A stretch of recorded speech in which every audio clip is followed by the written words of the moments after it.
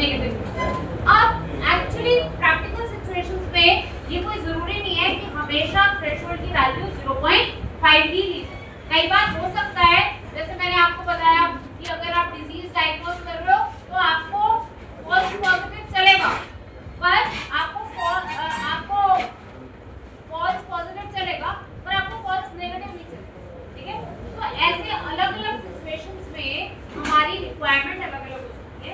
तो मुझे देखना है कि मेरे लिए थ्रेशोल्ड की बेस्ट वैल्यू क्या है। ठीक है, तो वो थ्रेशोल्ड की बेस्ट वैल्यू डिसाइड करने के लिए हमारे पास एक चीज होती है जिसको हम कहते हैं आरओसी कर्व। इसको हम कहते हैं आरओसी कर्व। मैं आपको कर्व कैसा होता है, ऐसा होता है आपका ROC curve. ROC curve basically false positive rate, ROC curve basically false positive rate और ट्रू पॉजिटिव रेट के बीच में एक ग्राफ होता है कि आपको फॉल्स पॉजिटिव्स कितने चलेंगे और ट्रू पॉजिटिव्स कितने चलेंगे, उनकी रेशियो के बीच में एक ग्राफ होता है। अब इस ग्राफ की जनरली जो हम वैल्यू चाहते हो, क्या परफेक्ट क्लासिफायर कैसा होगा जिसमें सारे ट्रू पॉजिटिव सही आ रहे हो और फॉल्स पॉजिटिव कोई सही ना हो। मतलब परफेक्ट क्लासिफायर वो होगा इस कॉर्नर को मैच करे, जो इस कॉर्नर के पास जाए वो परफेक्ट क्लासिफायर। जितना ज्यादा आपका मॉडल ऐसी शेप लेगा, ऊपर से होके जाए, उतना अच्छा आपका मॉडल। ठीक है, ये जो बीच वाली लाइन है रेड कलर की लाइन, इसको कहते हैं रैंडम क्लासिफायर। जब आप प्रोबेबिलिटी बढ़ते हो तो 50% प्रोबेबिलिटी तो डिफॉल्ट ही होती है ना, आप एक पॉइंट फ्लिप करो तो हेड या टेल आने की 50% प्रोबेबिलिटी तो वैसे ही होती है ना।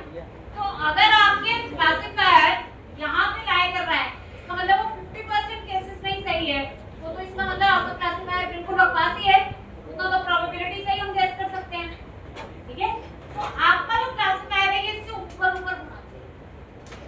और ये जो बनता है कैसे बनता है, ये डिफरेंट थ्रेशोल्ड वैल्यूज पे बनता है। जैसे 0.2 थ्रेशोल्ड वैल्यू पे ट्रू पॉजिटिव रेट क्या है, फॉल्स पॉजिटिव रेट है। 0.3 थ्रेशोल्ड वैल्यू पे ट्रू पॉजिटिव रेट क्या है, फॉल्स पॉजिटिव। ये एक मॉडल का ब्लू लाइन जो है, ये एक मॉडल का आपका क्या बन गया, आरओसी कर्व। जब अभी मैंने आपको क्लासिफिकेशन के लिए सिर्फ लॉजिस्टिक रिग्रेशन सिखाई, जब मैं आपको नाइट बेस भी सिखा दूंगी, रैंडम फॉरेस्ट भी सिखा दूंगी, ऐसे बहुत सारे एल्गोरिथम सिखा दूंगी, तो हम क्या करेंगे, डिफरेंट क्लासिफायर्स में से चूज करना है कि बेस्ट कौन सा है। तो ये जो अलग अलग प्लॉट की हुई है लाइंस, ये अलग अलग क्लासिफायर्स, एक लॉजिस्टिक रिग्रेशन होगा, एक एसवीएम होगा, एक रैंडम फॉरेस्ट होगा, अलग अलग। जो सबसे ज्यादा एरिया अंडर कर्व जिसके अंदर आ रहा होगा वो आपका बेस्ट क्लासिफायर। मतलब जैसे ये मेरा ब्लू वाला कर्व है, इसके अंडर जो एरिया आ रहा है वो कितना है, ये सारा है ना नीचे वाला, जिसका एरिया अंडर कर्व ज्यादा वो वाला क्लासिफायर बेटर काम करता है। ठीक है, ये होता है आरओसी कर्व। आरओसी कर्व दो काम करता है, एक तो आपको थ्रेशोल्ड बताता है कि कौन से थ्रेशोल्ड पे बेस्ट ट्रू पॉजिटिव रेट आ रहा है और लोएस्ट फॉल्स पॉजिटिव रेट आ रहा है। ठीक है, आप थ्रेशोल्ड यहां से डिसाइड कर सकते हो कि मुझे कैसा थ्रेशोल्ड रखना है, क्योंकि जब आपका ट्रू पॉजिटिव रेट यहां पे भी ज्यादा है, तो यहां पे फॉल्स पॉजिटिव पे बढ़ गया ना, तो आपको ऐसी वैल्यू रखनी है जहां पे ट्रू पॉजिटिव ज्यादा और फॉल्स पॉजिटिव कम से कम। जनरली ये जो ऐसा वाला एल्गो होता है ना, जहां पे ये वाली जगह होती है जो आपके लिए बेस्ट सिचुएशन, जहां पे ट्रू पॉजिटिव ज्यादा होते हैं, फॉल्स पॉजिटिव बहुत कम। ठीक है, तो जो यहां पे आपकी थ्रेशोल्ड की वैल्यू होगी उतना थ्रेशोल्ड आप रखना चाहिए। दूसरा काम आरओसी कर्व का, एरिया अंडर कर्व कंपेयर करके, AUC area under curve compare करके आप मल्टीपल क्लासिफायर्स में से चूज कर सकते हैं कि बेस्ट क्लासिफायर कौन सा है। अगर मैंने एक ही क्लासिफिकेशन का काम करने के लिए 3-4 क्लासिफायर ट्रेन किए हैं, तो उनमें से सबसे बेस्ट कौन है, जिसका सबसे ज्यादा एरिया अंडर कर्व है, वो सबसे बेस्ट क्लासिफायर है। ठीक है, तो हम क्या करेंगे, हम प्रैक्टिकली कोड करके देखेंगे कि हम ये कर्व कैसे प्लॉट करा सकते हैं, हमारा जो मॉडल बनता है उसका कर्व कैसा बनता है और उसकी डिफरेंट थ्रेशोल्ड्स में कैसा बिहेवियर। ठीक है, सो अगर आपसे कोई पूछे क्या होता है ROC curve,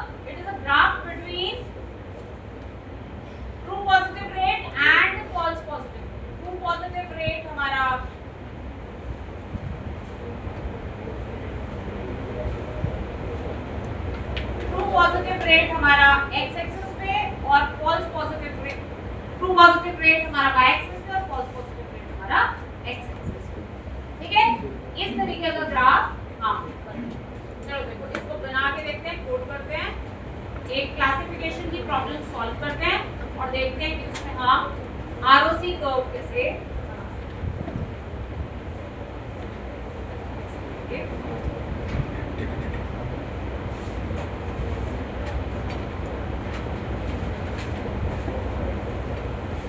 from scalar dot data sets import कोई भी क्लासिफिकेशन का डेटा सेट आप उठा सकते हो।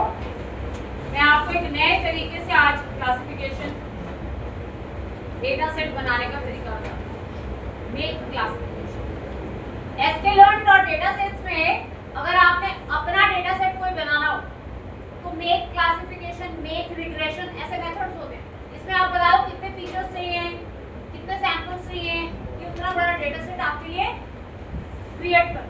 ठीक है, तो मैंने क्या किया, मेक क्लासिफिकेशन से मैंने डेटा सेट बनाना है। ठीक है, तो मैंने लिखा x, y is equal to make classification n samples। कितने सैंपल्स चाहिए, रिकॉर्ड्स कितने चाहिए, 1000 रिकॉर्ड्स चाहिए, n classes. Binary classification problem बनानी है, क्लास नंबर ऑफ क्लासेस 2 बनाई मैंने, n classes two random state एक बार जनरेट करके बार बार बदलता ना। ठीक है, देखो इससे कैसा डेटा सेट बनेगा।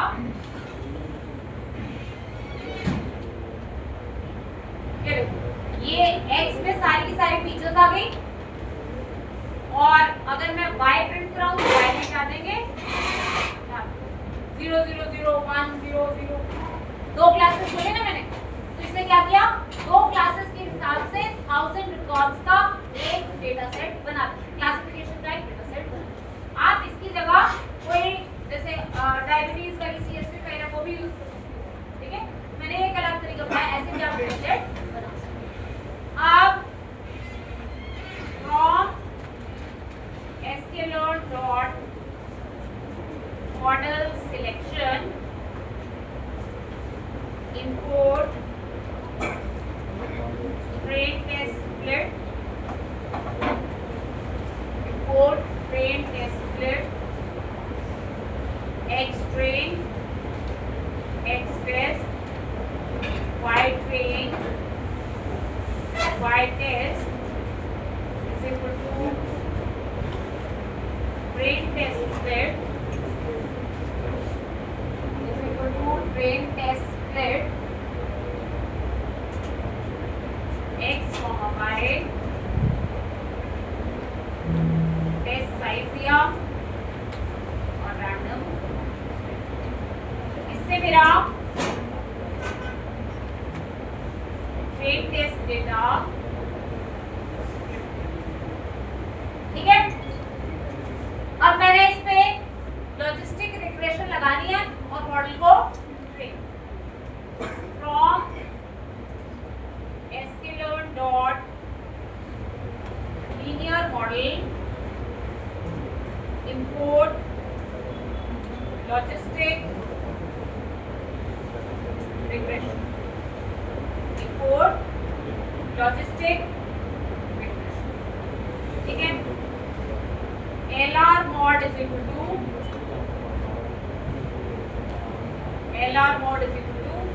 लॉजिस्टिक रिग्रेशन क्लास का ऑब्जेक्ट बनाया, लॉजिस्टिक रिग्रेशन क्लास का ऑब्जेक्ट बनाया, LR mod dot fit x train, y train। इस डेटा से हमने मॉडल को क्या कर दिया, x train, y train, data से हमने मॉडल को फिट। ठीक है, प्रेडिक्शंस करा के देखिए dot predict LR mod dot predict X test के लिए मैंने कहा प्रिडिक्ट करो प्रिडिक्शन हमारे पास, ठीक है, क्लियर है?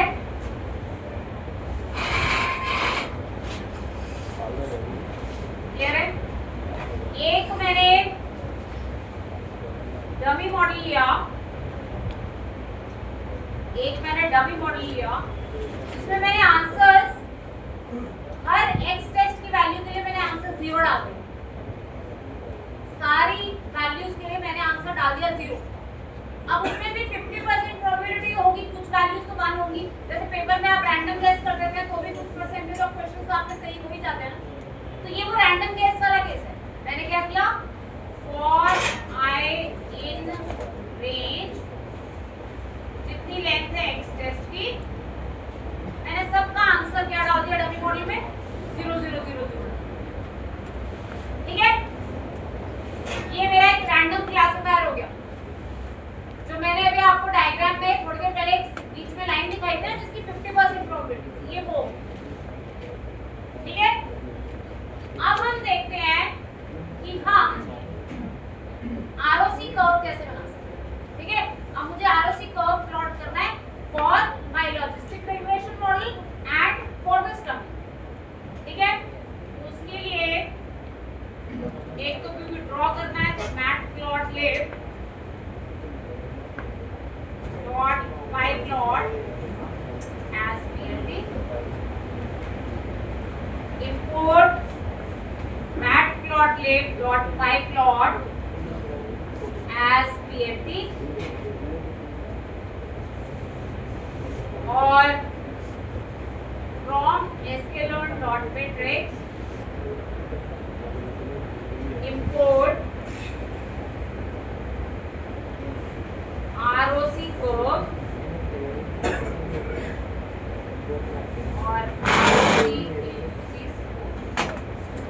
एरिया अंडर कर्व आपको नहीं निकालना है, कर्व प्लॉट करने के लिए false positive rate true positive rate आपको नहीं कैलकुलेट करना है, वो sklearn पे मेथड है, वो आपको करके दे दे, ठीक है।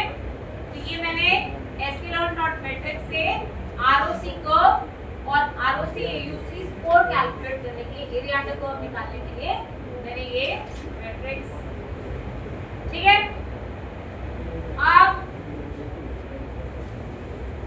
LR false positive rate, true positive rate और threshold is equal to ROC curve बनाओ, ROC कर्व बनाओ किसकी बेसिस पे, y टेस्ट और y प्रेडिक्शन। ये मैंने अपने लॉजिस्टिक रिग्रेशन वाले मॉडल से प्रेडिक्शंस कराई, टेस्ट रिजल्ट्स मेरे पास पहले से ही थे y टेस्ट में, इन दोनों को कंपेयर करेगा, इन दोनों को कंपेयर करके अलग-अलग थ्रेशोल्ड्स लेगा, 0 थ्रेशोल्ड पे false positive rate true positive rate calculate करेगा, 0.2 थ्रेशोल्ड पे फॉल्स पॉजिटिव ट्रू पॉजिटिव एक वैल्यू ये क्या करेगा, कैलकुलेट। अगर आप इन्हें प्रिंट करा के देखो इन तीनों चीजों को तो इनमें वैल्यूज आई होंगी, जैसे अगर मैं आपको थ्रेशोल्ड प्रिंट करा के दिखाऊं, देखो इसमें अलग-अलग थ्रेशोल्ड 0 1 0 ऐसे अलग-अलग थ्रेशोल्ड की वैल्यूज ये क्या करेगा, ट्राई करेगा, बहुत सारी वैल्यूज ये ट्राई। अब मुझे क्या करना है, इसका एक प्लॉट करना है, ठीक है। तो plt डॉट फिगर फिक्स साइज दे दिया मैंने 6, ठीक है। plt dot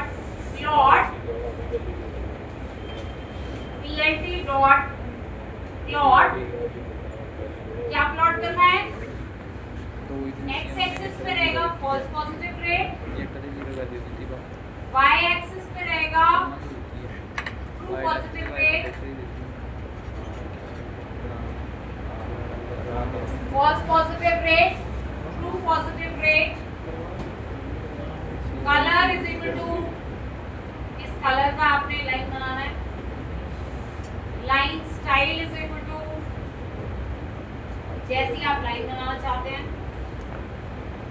level is equal to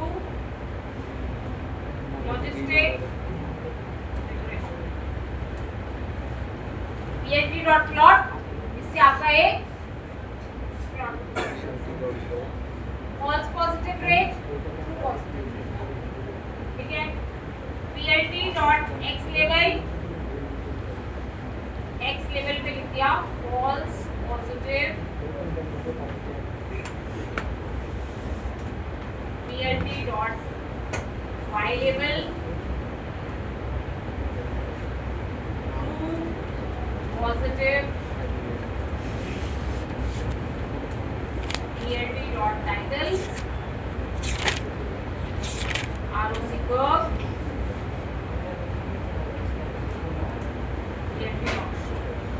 देखो ये आपके लिए ROC कर्व,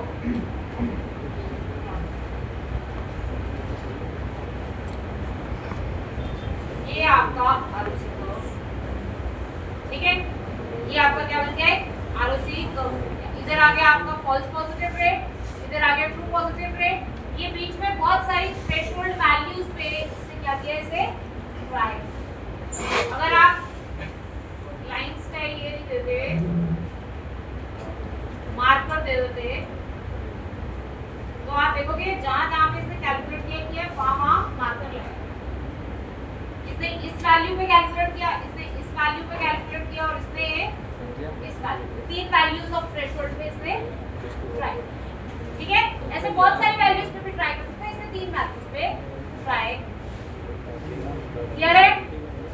अगर मैं यहीं पे साथ में अपना डमी वाला भी बना दूं, तो वो डमी वाला कहां पे आएगा, ये सेंटर पे आएगा, ठीक है। एक बार मैं डमी वाला भी,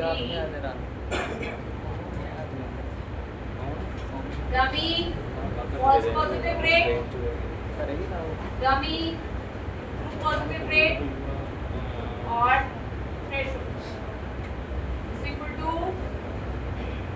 ROC कर्व बनाना है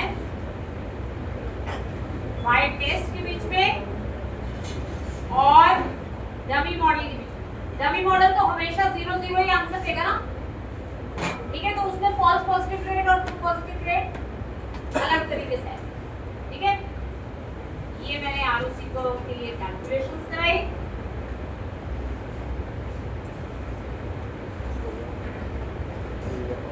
अब मैं इस डमी मॉडल को भी नीचे प्रिंट करा, ठीक है। इस डमी मॉडल को भी मैं नीचे, जैसे ये मैंने एक प्लॉट किया है, मैं और प्लॉट डमी वाला भी सामने, डमी का फॉल्स पॉजिटिव रेट, डमी का true positive rate, colour red, table, dummy, ये डमी मॉडल के लिए रिजल्ट्स,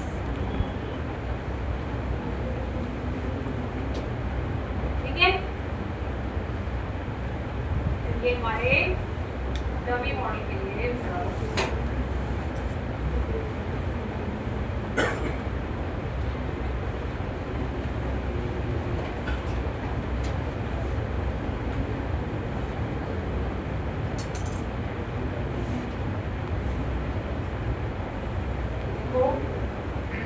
ये आपका जो डमी वाला मॉडल है ये रैंडम क्लासिफायर है, ये तो इतना ही ठीक क्लासिफाई कर रहा है। पर ये जो मेरा लॉजिस्टिक रिग्रेशन वाला मॉडल है वो इस पॉइंट पे सबसे अच्छा ट्रू पॉजिटिव रेट दे रहा है और कम से कम फॉल्स पॉजिटिव। इसके बाद ट्रू पॉजिटिव रेट तो बढ़ रहा है पर उसके साथ साथ फॉल्स पॉजिटिव रेट भी बढ़ता जा रहा है।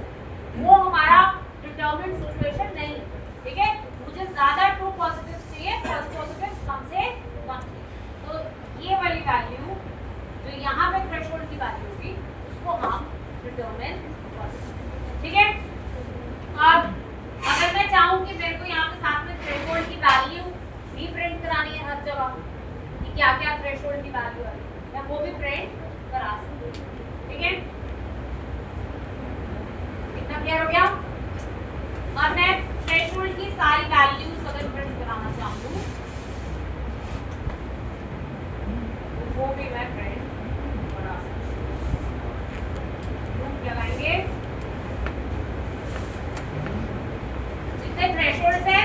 एक एक की वैल्यू नोट कर देंगे, यहाँ पे मार्कर से लिख देंगे कि यहाँ पे थ्रेशोल्ड कितना है, यहाँ पे थ्रेशोल्ड कितना है, ठीक है, एक एक वैल्यू। और ये जो लेवल है, टाइटल है इसका, टाइटल आ रहा है ना, यहाँ पे एरिया अंडर कर्व भी साथ में राइटिंग में मैंने लिखा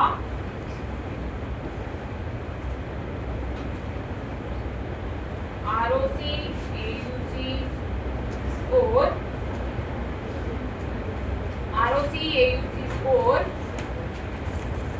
y test y, ये आपको दिखा देगा कि इसके लिए एरिया अंडर कर्व डेसिमल्स में आएगा तो नीचे डॉट 2m लगा दो ताकि दो फ्लोटिंग पॉइंट्स तक एरिया अंडर कर्व, ठीक है। 0.81 इसका एरिया अंडर कर्व, ठीक है। अगर आपने इसके साथ कोई और मॉडल भी यूज किया होता तो उसका भी ग्राफ से भी पता चल जाता है, देख के भी पता चल जाता है, पर यहाँ पे एरिया अंडर कर्व की वैल्यू कैलकुलेट हो गया, आपको पता चल जाएगा कि कौन सा ग्राफ, कौन सा मॉडल सबसे, जिसका एरिया अंडर कर्व सबसे अच्छा है वो मॉडल सबसे, ठीक है। अब अगर मैं ये सारी थ्रेशोल्ड्स प्रिंट कराना चाहूँ कि यहाँ पे थ्रेशोल्ड की वैल्यू क्या है, यहाँ पे थ्रेशोल्ड की वैल्यू क्या है, ये मैं प्रिंट कराना चाहूँ तो मैं कैसे, इसके लिए मैं लिखूंगी for I, T chart in enumerate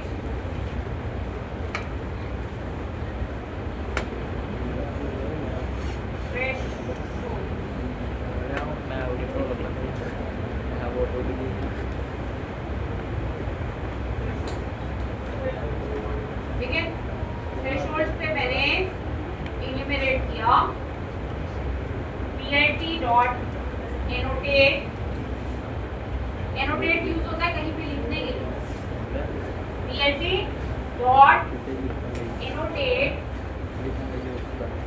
क्या दिखाना है मुझे,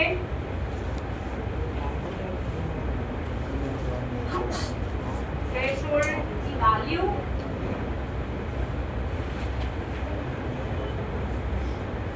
किस जगह पे दिखानी है, जो LR underscore false positive rate of y, comma LR underscore एक एक पॉइंट पे लिखा आ जाएगा कि कहाँ कहाँ थ्रेशोल्ड की वैल्यू,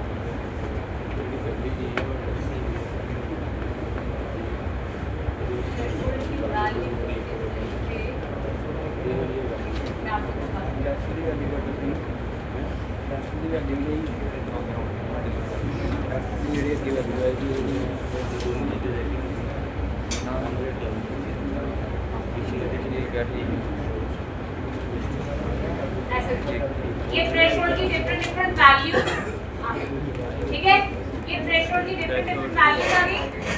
ये देखो इस ग्राफ में ये 0.5 के बाद ये क्या हो रहा है, आपका थ्रेशोल्ड जैसे 0.3 हो रहा है तो आपके ट्रू पॉजिटिव तो बढ़ रहे हैं, उसके साथ साथ फॉल्स पॉजिटिव भी बढ़ रहे हैं। तो 0.5 या 0.6 ये आपकी थ्रेशोल्ड की बेस्ट वैल्यू, आपको इसको ग्राफ से देख के पता चल रहा है। 0.6 पे फॉल्स पॉजिटिव्स इतने हैं, ट्रू पॉजिटिव 0.8 है और फॉल्स पॉजिटिव्स काफी कम। अब ये आपकी चॉइस है कि बिजनेस डिसीजन है 0.6 लेना है या 0.5, ठीक है। इस ग्राफ को देख के आप डिसाइड, ठीक है। तो ये होता है ROC, ये इंटरव्यू में पूछे जाने वाला कॉमन क्वेश्चन है। जब भी आपका इंटरव्यू होता है रिलेटेड टू, अगर आप कहते हो कि आपने क्लासिफिकेशन प्रॉब्लम करी है तो हमेशा आपसे पूछते हैं कि क्लासिफिकेशन में ROC कर्व क्या होता है, किस किस चीज के बीच में प्लॉट होता है, क्या डिपेंड करता है, उससे आपको यूजफुल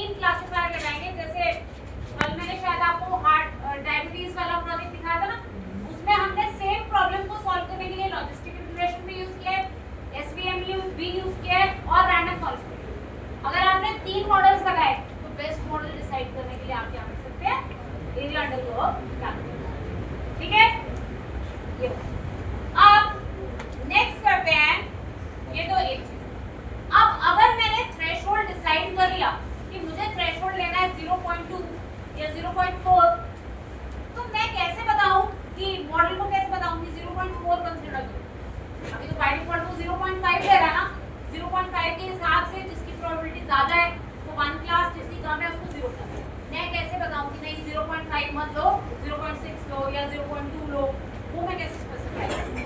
ठीक है, तो वो देखो हम कैसे। तो इसके लिए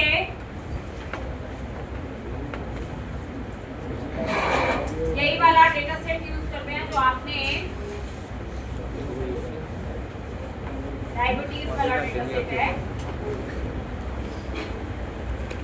इस डेटा सेट को हम ये डायबिटीज वाला डेटा सेट है, ठीक है, ये इसके सारे कॉलम्स हैं। इसमें जो हमारा एक्स्ट्रा मतलब टारगेट कॉलम है वो क्या है? आउटकम। आउटकम हमारा टारगेट है और बाकी सब के सब हमारे क्या है? फीचर्स। तो मैंने एक्स में क्या डाल दिया?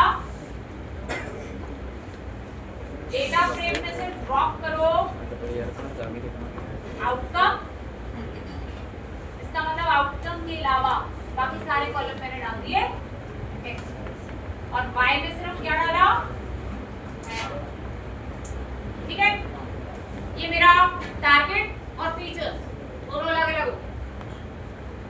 एक्स में बाकी सारे कॉलम्स आ गए और वाई में आउटकम। ठीक है, ट्रेन टेस्ट चेक करो, ट्रेन टेस्ट स्प्लिट कर लो, train test split x, y एस साइज दिया और रैंडम स्टिक। ठीक है, ये मैंने ट्रेन टेस्ट डेटा। अब मैं इसमें चाहूंगी कि मैं, अगर आप देखोगे एक्सट्रेन का डेटा, आप देखोगे कि डेटा की रेंजेस अलग अलग है। जैसे ये प्रेगनेंसीज वाला, ये 0 to 10 के बीच में है, ग्लूकोज जो है ये हंड्रेड्स में रहेगा, ब्लड प्रेशर भी ऐसे हंड्रेड्स में रहेगा। तो डेटा की रेंज जो है वो अलग अलग है। तो इस पे मुझे स्टैंडर्ड स्केलर लगाना चाहिए ताकि मेरे फीचर्स एक रेंज में। ठीक है, तो before I use logistic regression मैं इसमें standard scaler from scaler dot pre processing import standard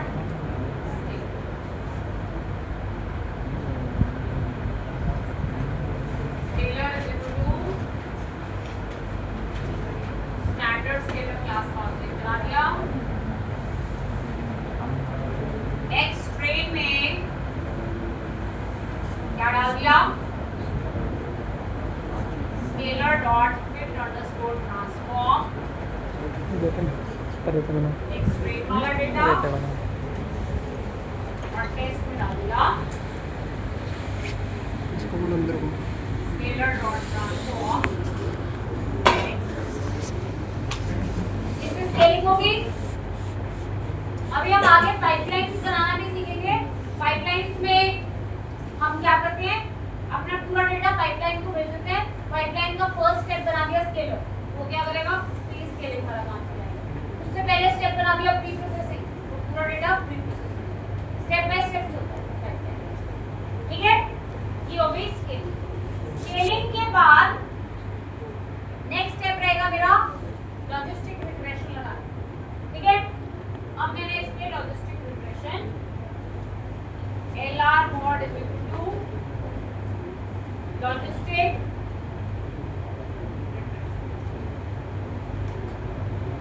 LR mod is equal to logistic LR mod dot fit X train Y train, इस डेटा से हमने मॉडल को क्या किया? LR mod dot fit, इस data से हमने मॉडल को फिट। ठीक है, फिट करने के बाद मैं इससे प्रेडिक्ट कराती हूँ। प्रेडिक्ट करने में अगर मैं कहूँगी प्रेडिक्ट, तो ये बाय डिफॉल्ट 0.5 थ्रेशोल्ड है। ठीक है, मैंने प्रेडिक्ट भी कराना, मैंने कह रहा प्रेडिक्ट प्रोबेबिलिटी।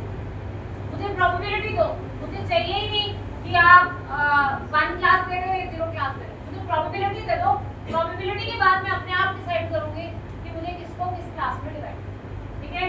तो मैंने बोला y predict probability is equal to LR dot predict underscore proba। predict proba से क्या आता है? प्रोबेबिलिटी आती है, आंसर्स नहीं आते, 1 या 0 आंसर्स नहीं आते, सिर्फ प्रोबेबिलिटी आती है। अगर आप इसे देखोगे आपके पास ये आ गई प्रोबेबिलिटी, ठीक है। दोनों प्रोबेबिलिटीज पे मत उठाओ, सिर्फ पॉजिटिव क्लास की प्रोबेबिलिटी। आप बोलो मुझे सिर्फ चाहिए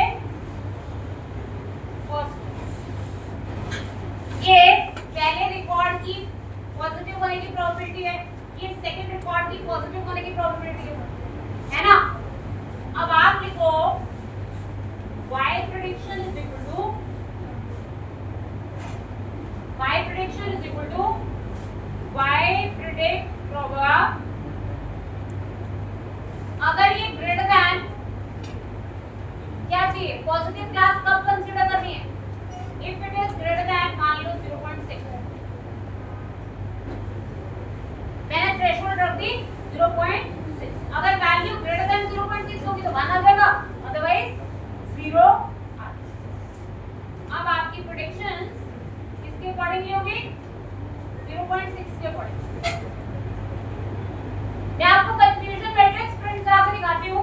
0.6 लूंगी, कंफ्यूजन मैट्रिक्स कुछ और आएगा, 0.5 लूंगी कुछ और आएगा। तो आपको थ्रेशोल्ड पे मैक्सिमम जिसमें आपको सबसे अच्छे रिजल्ट्स मिल रहे हैं वो थ्रेशोल्ड आप ऐसे लगा। देखो मैं कंफ्यूजन मैट्रिक्स भी प्रिंट करा दूं।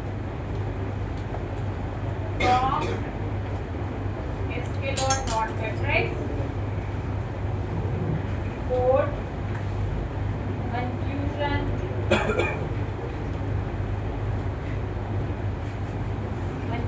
मैट्रिक्स प्रिंट कराना है, बाय टेस्ट और बाय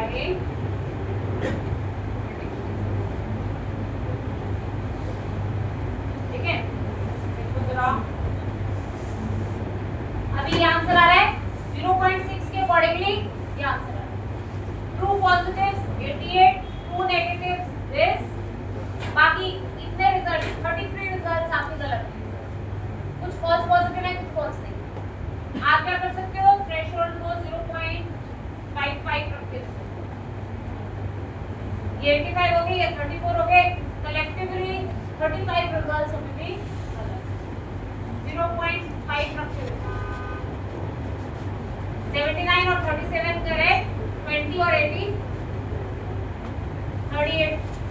आप क्या कर सकते हो, ऐसे डिसाइड कर सकते हो। इसमें भी आप ये भी देख सकते हो कि ठीक है फॉल्स नेगेटिव ज्यादा चाहिए, फॉल्स पॉजिटिव ज्यादा, उसके अकॉर्डिंगली आप बेस्ट वैल्यू ऑफ थ्रेशोल्ड के अकॉर्डिंगली वो वैल्यू यहां पे डाल देना, उसके अकॉर्डिंगली आपको मॉडल यही बेस्ट वैल्यू डिसाइड करने के लिए मैंने आपको आरओसी कर्व भी दिखाया। आरओसी कर्व से आपको पता चल जाएगा कहां पे किस वैल्यू ऑफ थ्रेशोल्ड पे आपको बेस्ट रिजल्ट, वो वैल्यू यहां पे डालना, उस हिसाब से आपको मॉडल बेस्ट ठीक है। क्लियर है? अभी तक मैंने जितने भी क्लासिफिकेशन में प्रॉब्लम कराई ये सब थी बाइनरी क्लासिफिकेशन, मतलब आपको दो ही आउटकम्स यस या नो, डायबिटीज है या नहीं, ठीक है, यही प्रेडिक्ट। अब आगे मल्टी क्लास क्लासिफिकेशन। अब आपके पास दो क्लास होती है, दो से ज्यादा क्लास। इलेक्शन में 4 पार्टीज पड़ी हो रही है, मुझे बंदे के फीचर्स के हिसाब से डिसाइड कर प्रेडिक्ट करना है कि कौन सी पार्टी है। अब मेरे पास जो क्लासेस हैं वो 2 नहीं है, वो 4 मल्टी क्लास क्लासिफिकेशन, ठीक है। तो मल्टी क्लास क्लासिफिकेशन कैसे काम करती है ये अब हम डिस्कस करें, ठीक है। तो अभी तक बाइनरी क्लासिफिकेशन में क्या होता था कि ये एक प्रोबेबिलिटी कैलकुलेट करता था फॉर पॉजिटिव क्लास, ठीक है। पॉजिटिव के लिए कैलकुलेट करी, प्रोबेबिलिटी इतनी है, कल मैंने आपको करके दिखाई। पॉजिटिव के लिए कैलकुलेट करी, नेगेटिव की क्या आ गई 1 माइनस कर, दो प्रोबेबिलिटीज आ गई, जो थ्रेशोल्ड से ज्यादा वो क्लास में। अब आपके पास मान लो जैसे लोड आइरिस वाला डेटा सेट है जो एसके लर्न में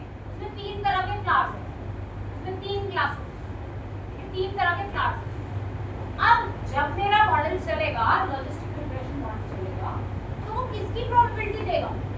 यस और नो, दो क्लासेस नहीं, अब तीन क्लासेस। अब ऐसा नहीं होगा कि एक की कैलकुलेट करो और दूसरे की माइनस कर दो, नहीं वैसा नहीं। अब आपको क्या करना पड़ेगा? तीनों की प्रोबेबिलिटी अलग-अलग निकालेंगे।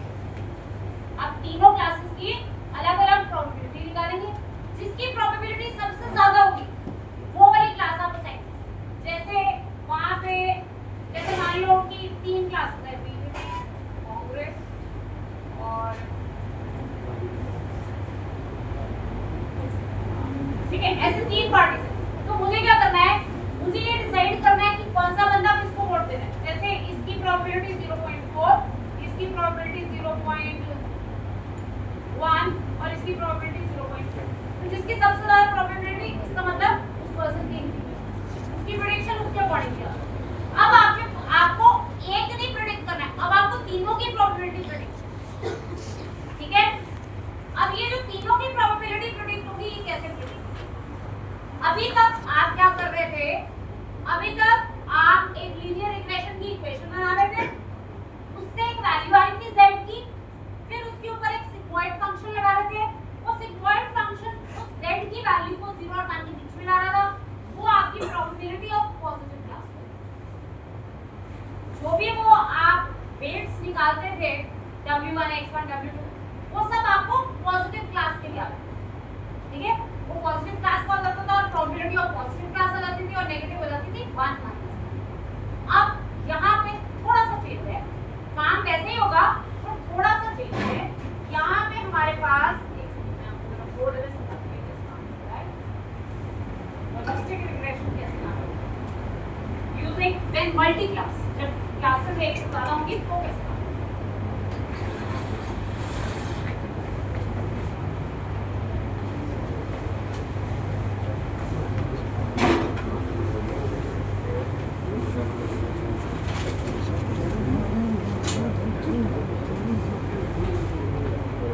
मेरी प्रॉब्लम ऐसी है जिसमें तीन क्लासेस हैं ए, बी और सी।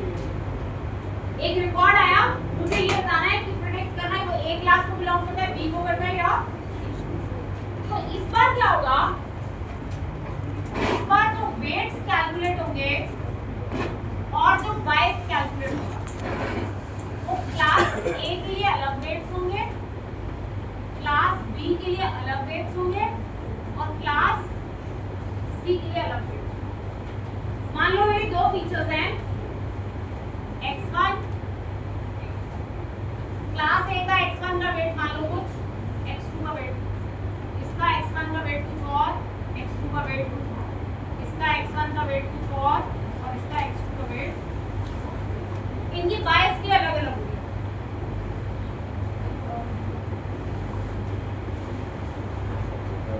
तीनों क्लासेस के लिए अलग अलग वेट्स, अलग अलग बाइस, ठीक है? अब आपका पहला रिकॉर्ड आया, मान लो कि आपका पहला रिकॉर्ड है x टेस्ट, ये आपका पहला, उसमें x1 फीचर की वैल्यू मान लो 10 है और x2 फीचर की वैल्यू मान लो, ठीक है? z1, za, zb, zc। इस रिकॉर्ड को पहले इससे मल्टीप्लाई करेंगे, 10 into 0.2, 2 into 0.1 प्लस 22 करके ZA की वैल्यू, ठीक है? Weight of class A into इसका x1, weight of class A for feature, ये x1 फीचर वाला है, ये x2 फीचर वाला है, into x2 प्लस BA जो A क्लास है, ये इसका z आ गया। ऐसे इस रिकॉर्ड को B क्लास के वेट से और 22 से ऐड करके इस सेकंड का z आएगा, ऐसे थर्ड का z, ठीक है? ये जो लीनियर वैल्यूज कैलकुलेट हो गया, अभी इसको बोलते हैं लॉजिक, क्या है? हर क्लास के लिए अलग अलग वेट, अलग अलग बाइस। बाइनरी में सिंपलीफाई इसलिए हो गया था कि बाइनरी में दो ही क्लासेस थे, दो में एक निकाल लिया तो दूसरा 2 3 4 5 कितनी भी हो सकती है। तो आपने क्या किया, हर क्लास के लिए अलग अलग वेट निकाले, अलग अलग बाइस निकाले, ठीक है। फिर वेक्टराइज्ड ऑपरेशन होगा, ये रिकॉर्ड क्लास ए से भी मल्टीप्लाई होके इसकी वैल्यू निकालेगा, क्लास बी से भी मल्टीप्लाई होकर इसकी वैल्यू निकालेगा, क्लास सी से भी मल्टीप्लाई होकर उसकी वैल्यू। तीनों के लिए स्कोर्स आते हैं यहाँ पे, जैसे ये आ गया 0.74, ये आ गया 0.98, ये बड़ा भी आ सकता है, z की वैल्यू 2.86 ऐसा। अब इसके बाद पहले हम इसके बाद क्या लगाते थे, सिग्मॉइड। अब हम इसके बाद लगाएंगे सॉफ्टमैक्स।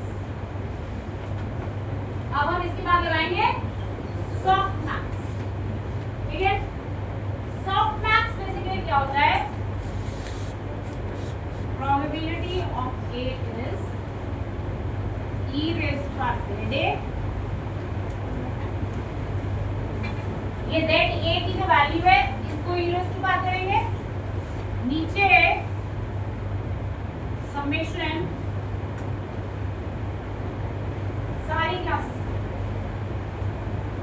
जैसे मैं आपको कैलकुलेट करके दिखाऊं फर्स्ट के लिए, तो ये होगा e raised to power 0.74 divide by e raised to power 0.74 plus e raised to power 0.98 plus e raised to power 2. सबको ऐड, ठीक है। ये सॉफ्टमैक्स फंक्शन चलेगा। इससे क्या आएगी, क्लास ए के होने की प्रोबेबिलिटी, ठीक है। ऐसे ही प्रोबेबिलिटी ऑफ बी क्लास की कैसे लिखेगी, ई जेड बी अपॉन नीचे सबका टोटल,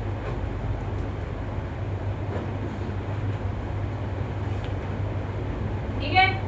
ऊपर आएगा e raised to power 0.98 और नीचे तो ये e raised to power 0.74, e raised to power 0.98 plus e raised to power। ऐसे हर क्लास की अलग अलग क्या आ जाएगी प्रोबेबिलिटी, ए का होने की प्रोबेबिलिटी आ गई, बी का होने की प्रोबेबिलिटी आ गई, सी का होने की प्रोबेबिलिटी, जिसकी सबसे ज्यादा वो वाली क्लास आपसे असाइन, ठीक है। एक बार दोबारा समराइज करते हैं। बाइनरी में और इसमें क्या डिफरेंस है, बाइनरी में हम क्या करते हैं, दो क्लासेस होती हैं 1 और 0। अब क्या करते हैं, ए की क्लास के हिसाब से क्लास 1 के अकॉर्डिंगली वेट लेते हैं और बाइस, ठीक है। क्लास 1 के अकॉर्डिंगली z की वैल्यू निकालते हैं और उसके बाद क्या लगा देते हैं उस पे sigmoid. Sigmoid is 1/1 plus e raised to power -, ठीक है। यहाँ पे हम क्या कर रहे हैं, हर क्लास के लिए अलग अलग वेट्स और बाइस निकाल रहे हैं। हर क्लास के इस डेटा को हर क्लास के वेट्स और बाइस से कैलकुलेट करके हर किसी की लीनियर वैल्यू निकाल रहे हैं। इन लीनियर वैल्यूज को कहते हैं लॉजिक्स, और फिर इसको पास कर रहे हैं थ्रू एक्टिवेशन फंक्शन सॉफ्टमैक्स। इस सॉफ्टमैक्स फंक्शन से क्या हो जाएगी, तीनों की प्रोबेबिलिटी, ए में आने की प्रोबेबिलिटी, बी में आने की प्रोबेबिलिटी, सी में आने की प्रोबेबिलिटी, तीनों की प्रोबेबिलिटी कैलकुलेट। अगर आप ध्यान से देखो तो सिग्मॉइड भी वैसे सॉफ्टमैक्स का ही एक यूज, मतलब एक स्पेशल केस है, क्योंकि उसमें क्या होता है फॉर्मूला, उसमें होता है 1/1 प्लस e की पावर माइनस, ऐसे होता है ना। वो क्या है, अगर दो क्लासेस हैं तो ये है e raised to power z1 upon e raised to power z1। अगर मैं सॉफ्टमैक्स लगाऊं तो यही होगा ना, सॉफ्टमैक्स के अकॉर्डिंग यही फॉर्मूला बनेगा ना, ठीक है। अब मैं क्या करती हूँ, e raised to power z1 से डिवाइड कर देती हूँ, ऊपर आ गया 1, यहाँ आ गया 1 और यहाँ बन गया z0 माइनस, मैक्स लगाया, इससे डिवाइड कर दिया ऊपर, ठीक है। तो ये e raised to power z0 minus z1 is minus, ठीक है। तो बेसिकली सिग्मॉइड एक स्पेशल केस है सॉफ्टमैक्स, ठीक है। तो आज हमने दूसरा एक्टिवेशन फंक्शन पढ़ा सॉफ्टमैक्स, ये भी डीप लर्निंग में बहुत क्लियर है। ऐसे मल्टी क्लास क्लासिफिकेशन काम, ठीक है। अब यही चीज मैं आपको कोड करके दिखाती हूँ कि एसक्यूएल में हर फीचर के वेट उसने अलग अलग कैसे निकाले, प्राइस कैसे अलग अलग निकाली, कैसे ये z वैल्यूज कैलकुलेट हुई और कैसे, ठीक है। इसी चीज को प्रोग्राम से समझ आ गया ये। अब देखो कैसे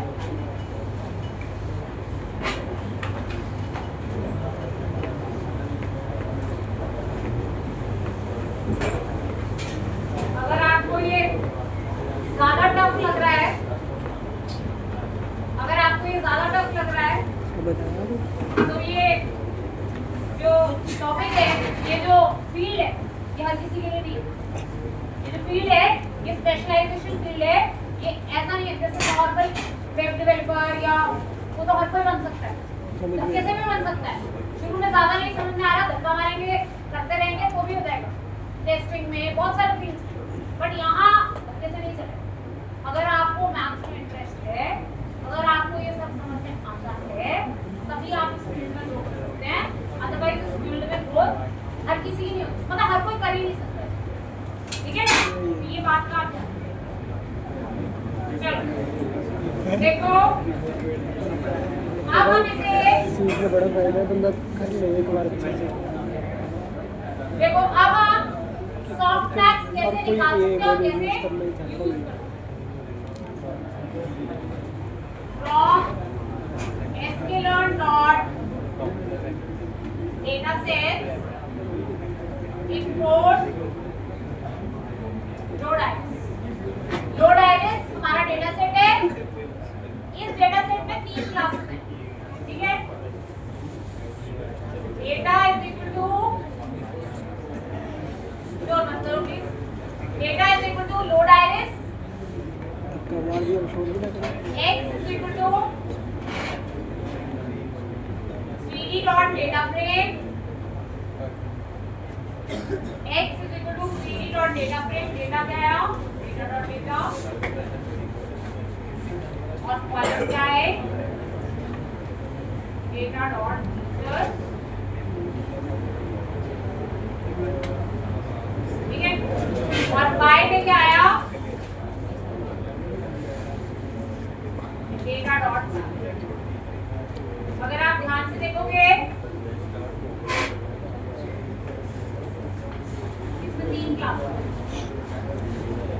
0 बीच में 1 क्लास भी है, 2 क्लास भी, 3 क्लास, 3 तरह के क्लास हैं इसमें, ठीक है। क्लास का डेटा सेट है, 3 तरह के फीचर्स मैंने आपको पहले भी दिखाई थी। इसमें सेपल लेंथ, सेपल विड्थ, फटल लेंथ,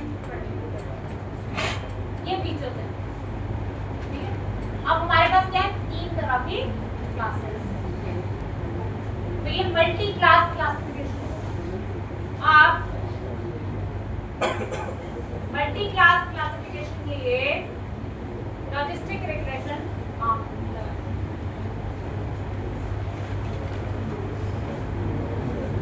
ठीक है। अब हम ट्रेन टेस्ट पहले स्टार्ट कर लेते हैं।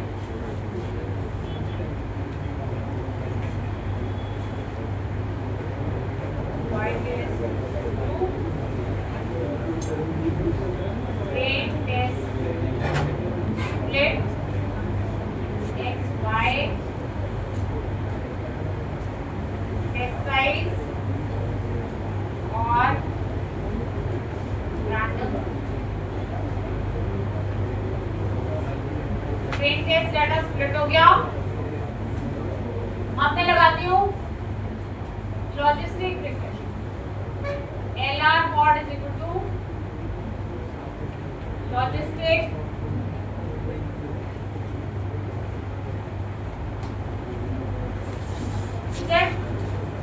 इसको ऑटोमेटिकली पता है कि बाइनरी क्लासिफिकेशन है तो क्या कर रहा है, अगर मल्टीपल क्लासेस है तो क्या करना है, इसको पता है मल्टी क्लास को कैसे हैंडल करना है, ठीक है। आप इसको फिट करो जरा,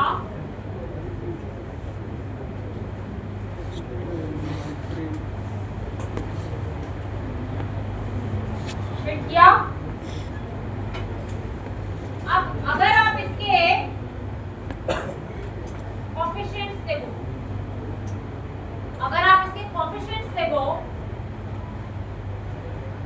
कितने कोएफिशिएंट्स आए,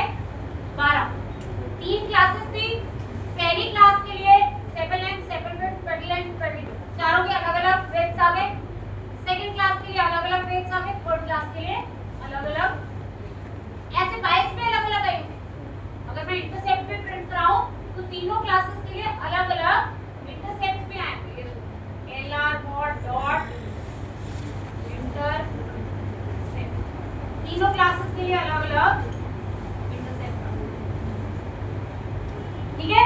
जितनी क्लासेस, हर क्लास के लिए अलग अलग वेट्स और बाइस बनते हैं, ठीक है। अब पहला रिकॉर्ड देखती हूँ मैं, फर्स्ट रिकॉर्ड है। उस रिकॉर्ड के लिए मैं कैलकुलेट करती हूँ कि पहली क्लास का z कितना है, दूसरी का कितना है, तीसरे का कितना है। फिर उसमें मैं सॉफ्टमैक्स लगाती हूँ, फिर प्रोबेबिलिटीज निकालती हूँ और फिर मैं मॉडल से निकालती हूँ, देखना सेम प्रोबेबिलिटी है, ठीक है। तो ये मेरे पास आ गए कोएफिशिएंट्स और ये आ गए मेरे पास इंटर। अगर आप इसको और अच्छा व्यू करके दिखाना चाहते हो तो मैं इसमें लूप लगा के दिखा सकती हूँ, जैसे ऐसे कर सकती हूँ for i class level in lr dot classes print class level for f w in zip teacher names और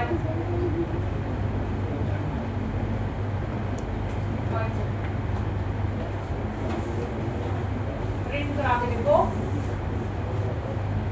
थोड़ा ब्यूटीफाइड प्रिंट हो जाएगा। टीचर का नाम और फिर उसको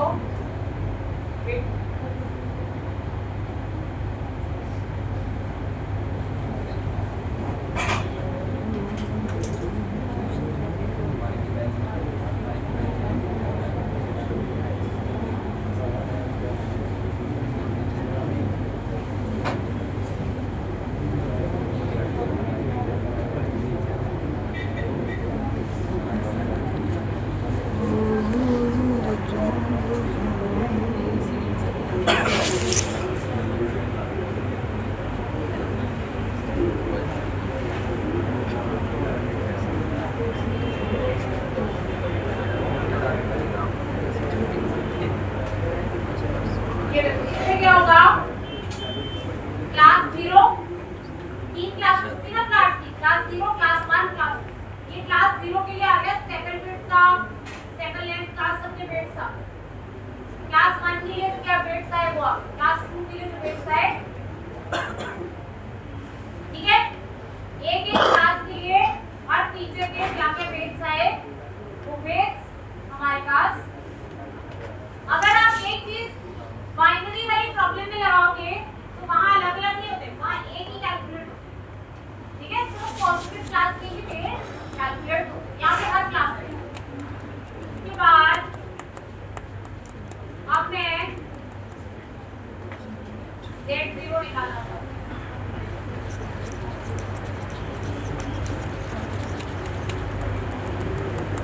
अब मैं Z0 निकालना था, कैसे,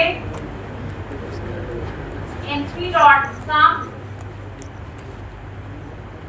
x test dot I log of 0 into lr mod dot void of 0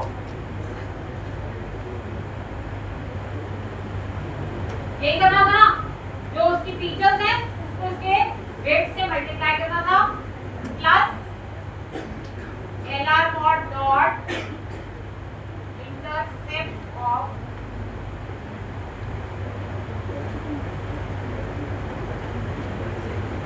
ये पहले का सेट स्कोर, लॉजिक स्कोर आ गया, पहली क्लास के लिए लॉजिक स्कोर आ गया, ठीक है।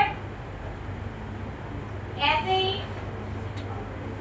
सेकंड क्लास का, ऐसे ही थर्ड का Z1 Z2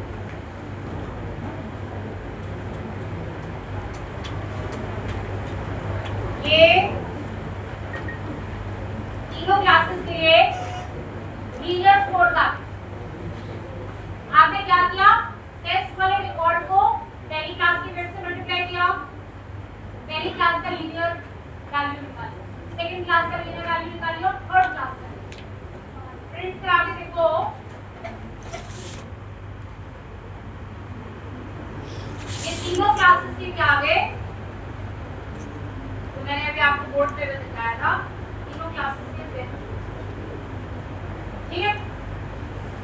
लॉजिक्स पे लगेगा सॉफ्ट मैथ्स लगेगा, तो तीनों क्लासेस की क्या देंगी, प्रोबेबिलिटीज। ठीक है, सॉफ्ट मैथ्स बनाते हैं।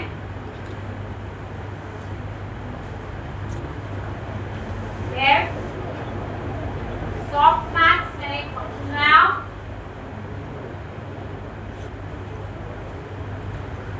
ठीक है, इसको ए बी सी की वैल्यूज पास करी, इससे क्या रिटर्न करना है, math dot exponential of a divided by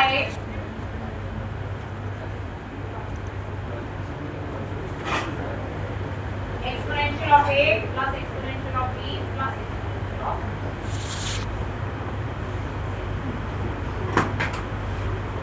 वही था ना, exponential of first divided by exponential of one, ठीक है। p0 पहली क्लास होने की प्रोबेबिलिटी सॉफ्ट मैथ्स कॉल किया,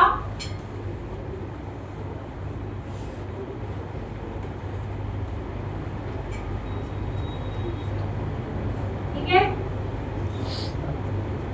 ऐसे सेकंड क्लास का होने की प्रोबेबिलिटी सॉफ्ट मैथ्स कॉल किया, ऊपर किसको रखना है, z1, पहले z1 पास है क्योंकि ऊपर a जा रहा है ना, तो इस बार मैंने ऊपर क्या रखा, z1, और बाद में पास किया z0 और z। सॉफ्ट मैथ्स लगाते हैं तो ऊपर होता है e रेज़ टू पावर इस क्लास का है, क्लास का, और नीचे सबका सब, ठीक है। G2 हो गया सॉफ्ट मैथ्स Z2 ऊपर और Z0 और Z1, तीनों क्लासेस की प्रोबेबिलिटी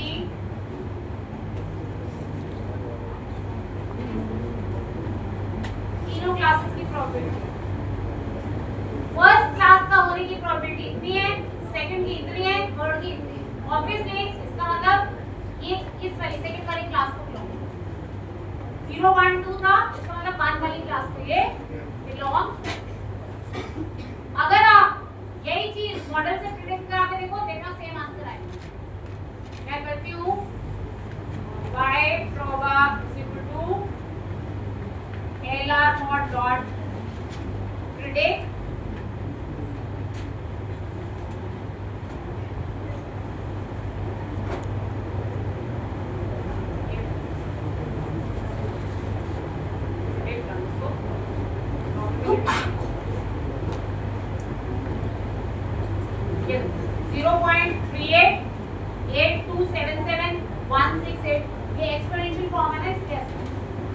यही सेम वैल्यूज कैलकुलेट, ठीक है।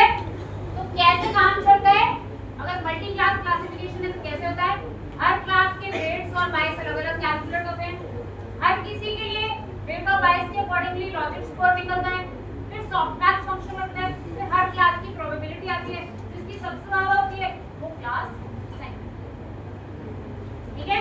इस तरीके से मल्टी क्लास क्लासिफिकेशन काम, ठीक है।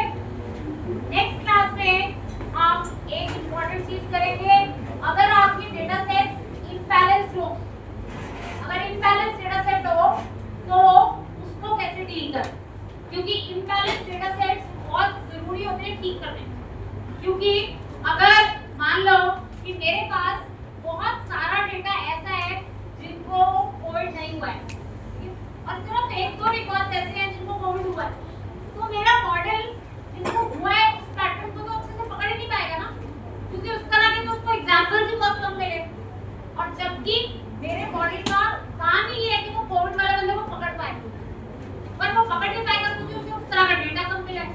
तो ऐसे केसेस में जब हमारे पास एक क्लास माइनॉरिटी में होती है तो हमें क्या करना पड़ता है, उसको ओवर सैंपल करना पड़ता है, उसके सैंपल्स बढ़ाने पड़ते हैं ताकि इसकी बात भी अच्छे से, इसके पैटर्न्स भी अच्छे से पकड़े जा सके, ठीक है। वो हम देखेंगे सिंथेटिक मॉडलिंग कैसे कर सकते हैं। सिंथेटिक ओवर सैम्पलिंग, और उसके बाद